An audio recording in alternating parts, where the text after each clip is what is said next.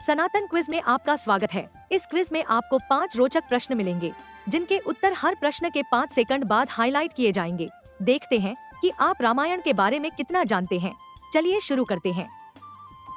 वह कौन ऋषि था जो अपने पिता की आज्ञा से गायों का वध करता था? ए उपयाज, बी कंडू, सी परशुराम, डी याज।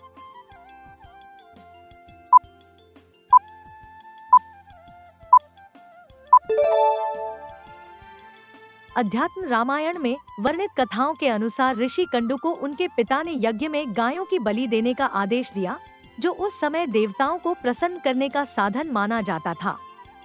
गायें अन्नदाता और धर्मशास्त्रों में माता तुल्य मानी जाती थी। साथ ही पंचगव्य, दूध, दही, घी, गोमूत्र, गोबर के लिए भी पूजनीय थी। आज्ञाकारी कंडू ने बलि दी, लेकिन इससे गहरे मानसिक द्वंद्व और पश्चाताप में पड़ गए। अंततः पाप मुक्ति के लिए उन्होंने बहुत तपस्या की। अश्विनी कुमारों ने किस ऋषि को औषधि के द्वारा वृद्ध से युवा बना दिया था? ए याज्ञवल्क्य, बी जमदग्नि, सी च्यवन, डी अत्रि।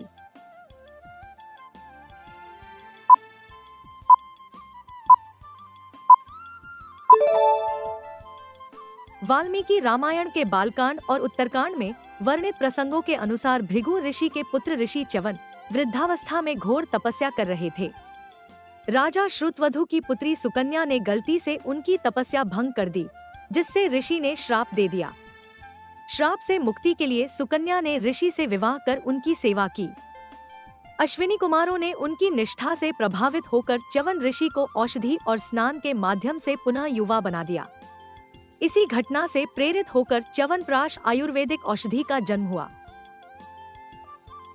वह कौन सा पर्वत था जो 60,000 पर्वतों के मध्य में स्थित था? ए कैलाश, बी मैनाक, सी महेंद्र, डी मेरु।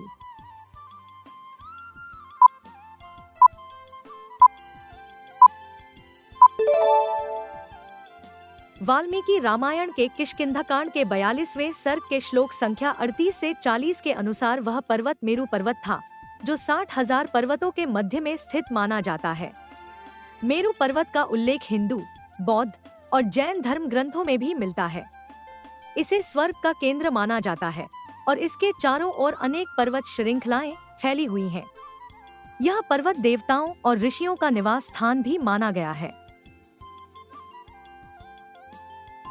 वह कौन राक्षस था जिसे श्री राम व लक्ष्मण ने गड्ढे में गाड़ दिया था? ए विराध, बी कुंभकर्ण, सी मारीच, डी सुबाहु।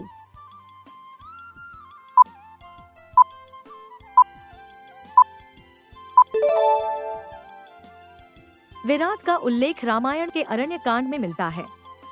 जब श्री राम, लक्ष्मण और सीता वन में वनवास के दौरान यात्रा कर रहे थे, तब विराध ने सीता का अपहरण करने की कोशिश की। उसने श्री राम और लक्ष्मण से युद्ध किया, लेकिन दोनों भाइयों ने मिलकर उसे परास्त कर दिया। विराध ने कहा कि उसे श्राप मिला हुआ था और उसने श्री राम से अनुरोध किया कि वे उसे गड्ढे में गाड़ दें, ताकि वह श्राप से मुक्त हो सके। श्री राम और लक्ष्मण ने उसे गड्ढे में गाड़ दिया, जिससे उसे मुक्ति प्राप्त हुई और वह अपने असली रूप में वापस आ गया। वह कौन राक्षस था जिसने यम के साथ युद्ध किया था? ए मेघनाद, बी रावण, सी विभीषण, डी अतिकाय।